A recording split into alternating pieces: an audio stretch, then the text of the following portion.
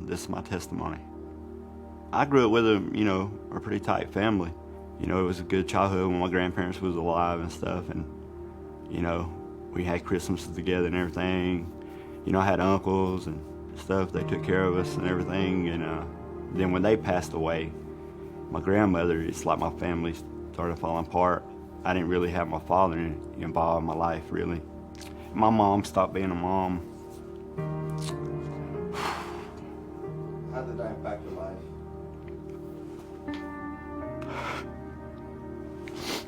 My mom was using drugs and stuff. So my mom gets married to my stepfather and stuff, and they were using drugs the whole time, and I was trying to go to school and take care of my sister at the same time and stuff,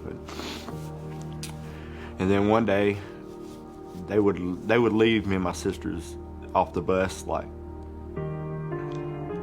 they wouldn't come home 2 or 3 o'clock in the morning, and we couldn't get in the house and stuff, and so my sister said they're hungry and stuff, so I broke into my house, and they so happened to come home early, and my stepdad had come in the kitchen while I was cooking, and pushed me up against the microwave, and I punched him, and I got over him, and I told him, if you lay a finger on me and my sisters again, I'll kill you.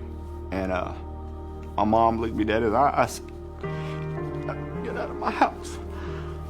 So at 9 years old, I had to leave, take off walking. I don't want my kids to feel what I felt.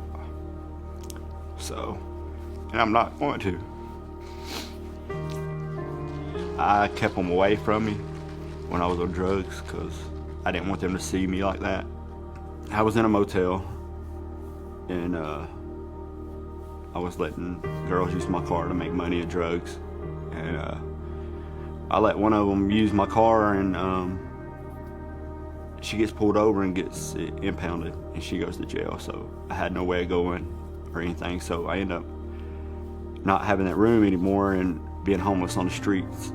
And a guy told me that there was a church that gives away free meals on Wednesdays at the shopping center, so I was like, let's walk down there and get us something to eat. So we walked down there, and lo and behold, my cousin is the one handing the meals out. So I go up to him, and I tell him I'm on drugs and stuff. Well, before we hugged and whatever. And before we left each other, he said, this is my number, call me whenever you need help. So I said, okay.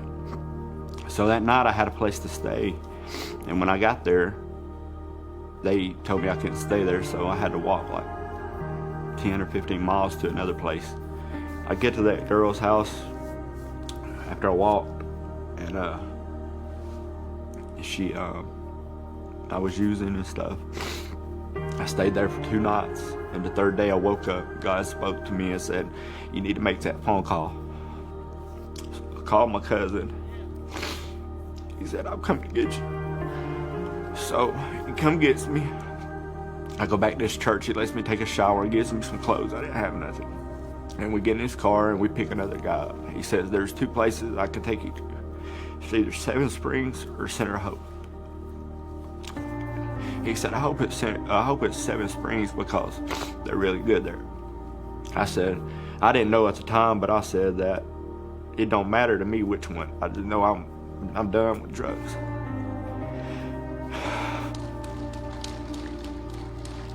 I came in here, and this place saved my life. God saved my life. Oh, this place, my life. They led me back to God.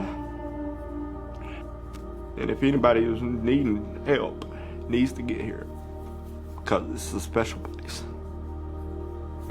If I can do this, anybody can do it. You just got to let the Holy Spirit cleanse you, and let this place be a place for you to get that. You just got to. You got to give it over to the Lord. My name is Dominic Holderfield, and this is my testimony.